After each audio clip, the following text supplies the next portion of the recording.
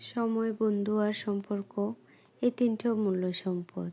আমরা বিনামূল্যে পাই, তাই তাদের আসল মূল্য আমরা বুঝতে পারি না।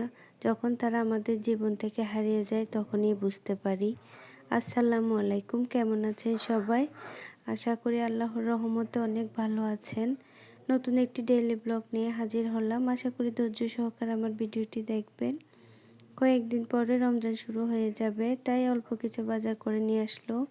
বাজারগুলো গুছিয়ে রাখছিলাম। সারাদিন ভিডিও করতে পারি না, অনেক ব্যস্ত থাকতে হয়।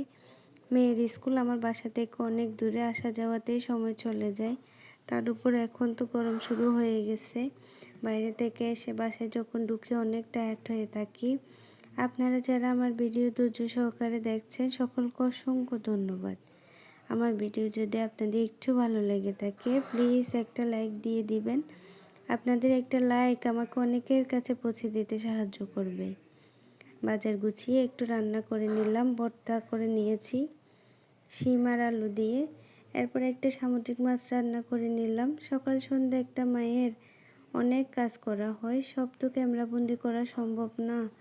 অফ ক্যামেরায় অনেক কাজ করা হয়। এরপর একটু ছেলে মেয়ের কাপড় আয়রন করে নিচ্ছিলাম।